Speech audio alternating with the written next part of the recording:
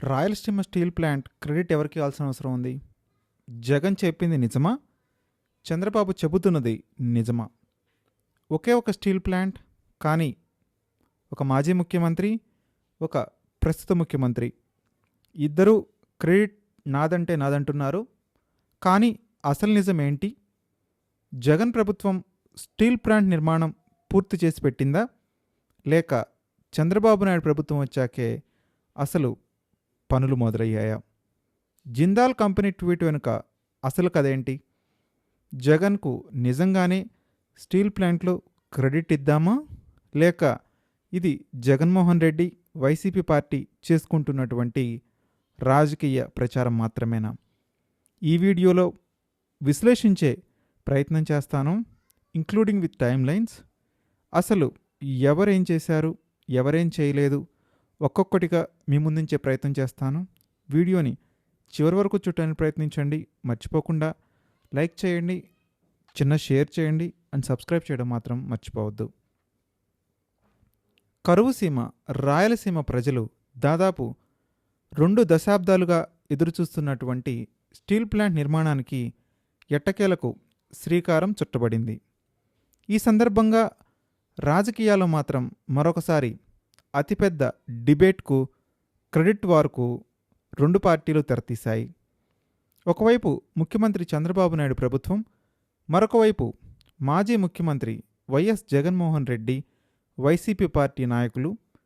ఇద్దరూ కూడా ఈ ప్రాజెక్టు విషయంలో మాకంటే మాకే ప్రాధాన్యత ఉంది, ప్రముఖ పాత్ర ఉంది అని చెప్తున్నారు. అయితే వాస్తవాలు మాత్రం ఇంకో రకంగా ఉన్నాయి. ముందుగా స్టీల్ ప్లాంట్ చరిత్ర తెలుసుకుందాం. ఈ కథ ఇవాళ మొదలైంది కాదు. దాదాపు 18 సంవత్సరాల చరిత్ర ఉంది.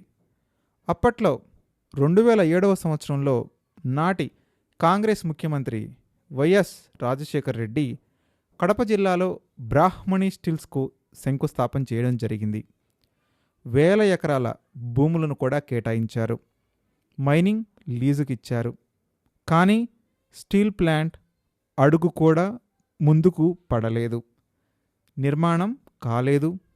తర్వాత విభజన చట్టంలో అప్పటి కాంగ్రెస్ కేంద్ర ప్రభుత్వం కడపలో స్టీల్ ప్లాంట్ ఏర్పాటు చేస్తామని విభజన చట్టంలో ఒక అంశాన్ని పొందుపరిచి on the floor of the house కేంద్ర ప్రభుత్వం ఆంధ్రప్రదేశ్ రాష్ట్రానికి హామీ ఇచ్చింది. ఆ హామీ ఇచ్చి ఇన్నేళ్ళు అవుతున్నా అమలుకు మాత్రం నోచుకోలేదు. 2018లో అప్పటి చంద్రబాబు నాయుడు ప్రభుత్వం ఏపీ హైగ్రేడ్ స్టీల్ పేరుతో మరొకసారి శంకుస్థాపన చేసింది. అంటే అప్పటికి 2 సార్లు శంకుస్థాపన పూర్తయింది. ఒకసారి వైఎస్ రాజశేఖర రెడ్డి చేశారు, మరొకసారి చంద్రబాబు నాయుడు పూర్తి చేశారు. ఇంతలోనే ఎన్నికలు తరుముకొచ్చాయి. 2019లో ప్రభుత్వం మారిపోయింది. వైఎస్ జగన్మోహన్ రెడ్డి సీఎంగా ప్రమాణ స్వీకారం చేశారు. మరి జగన్ ప్రభుత్వం ఏం చేసిందో తెలుసుకోవాలి. 2019లో అధికారంలోకి వచ్చినటువంటి జగన్మోహన్ రెడ్డి ప్రాజెక్ట్ను పూర్తిగా రద్దు చేయలేదు. అసలు ఇక్కడే చాలామంది మర్చిపోయేటువంటి విషయం ఉంది. జేఎస్డబ్ల్యూ జిందాల్ కంపెనీ ప్రాజెక్ట్ డెవలపర్గా ఎంపిక చేసింది జగన్ ప్రభుత్వమే. ఇది చాలామందికి తెలియదు. పర్యావరణ అనుమతులు, ప్రాథమిక ఒప్పందాలు, కొన్ని ప్రారంభ ఏర్పాట్లు, కొన్ని భూముల అంశాలు, ఈ దశ వరకు అప్పటి జగన్ ప్రభుత్వం ముందుకు తీసుకెళ్ళింది. ఇది కఠిన వాస్తవం. అంటే జగన్ ప్రభుత్వం పాత్ర అసలు లేదని చెప్పడం కూడా సరైంది కానే కాదు. ఎలా అయితే భోగాపురం ఎయిర్పోర్ట్ విషయంలో జగన్మోహన్ రెడ్డి వడివడిగా అడుగులు వేశాడో, అలాగే కడప స్టీల్ ప్లాంట్ విషయంలో కూడా అడుగులు పడ్డాయి అన్నది చరిత్ర తెలుసుకోవాల్సినటువంటి సత్యం. అయితే అసలు ప్రశ్న ఇక్కడే వస్తుంది. అన్నీ జరిగిపోయి ఉంటే 2019 నుంచి 2024 వరకు 4.5 సంవత్సరాలు ముఖ్యమంత్రిగా ఉన్నటువంటి జగన్మోహన్ రెడ్డి 6 నెలలు ఆపద్ధర్మ ముఖ్యమంత్రిగా ఉన్నారు. కాబట్టి దాన్ని తీసేసిన ఎందుకు ప్రధాన నిర్మాణ పనులు ప్రారంభించలేదు, ఎందుకు ప్లాంట్ భవనాలు కట్టలేదు, ఎందుకు యంత్రాలు రాలేదు, ఎందుకు ఉత్పత్తి ప్రారంభం కాలేదు?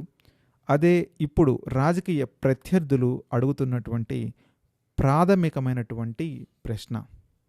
Make it underline. ఎందుకు ప్రాజెక్ట్ మొదలు కాలేదు?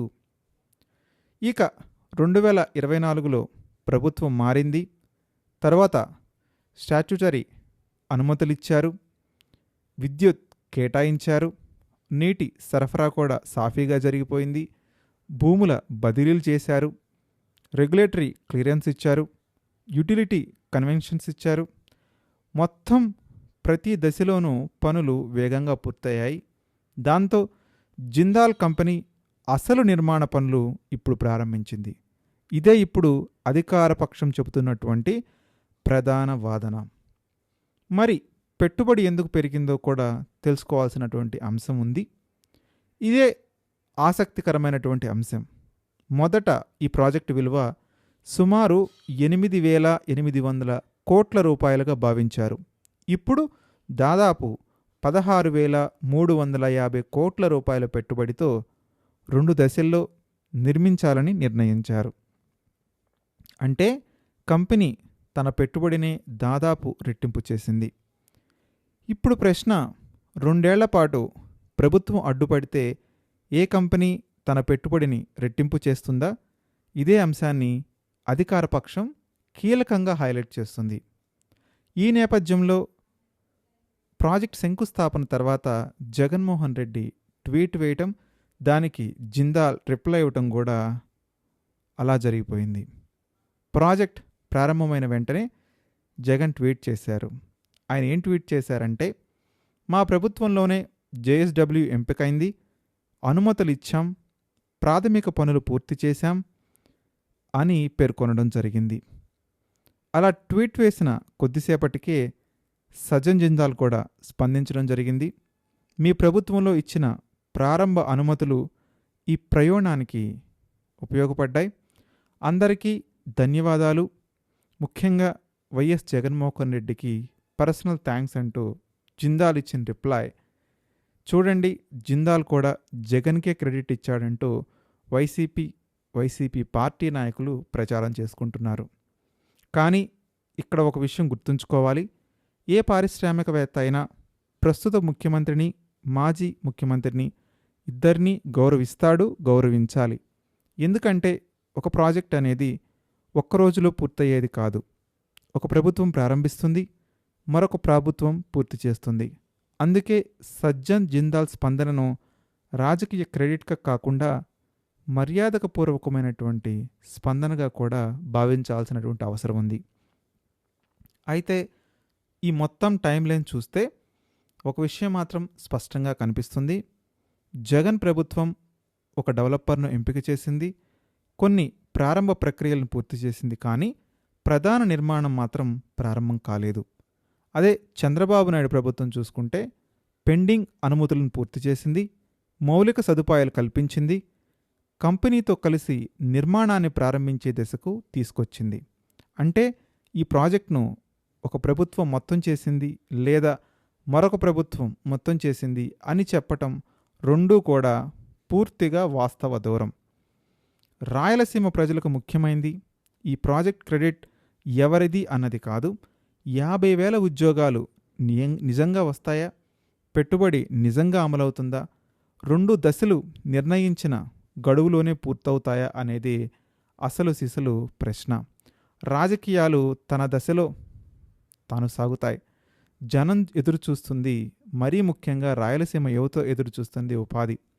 ఈసారి నిజంగానే ఉపాధికి బాటలు పడతాయా? ఇదే చూడాల్సినటువంటి అంశం. ఈ కీలక అంశంపై మీ అభిప్రాయం ఏంటి? కడప స్టీల్ ప్లాంట్కు ఎవరికి క్రెడిట్ ఇవ్వాలి? మీ అభిప్రాయాన్ని కామెంట్ రూపంలో తెలియజేయండి. వీడియో నచ్చితే మర్చిపోకుండా లైక్ చేయండి, షేర్ చేయండి. ఛానల్ను సబ్స్క్రైబ్ చేయడానికి మాత్రం మర్చిపోవద్దు.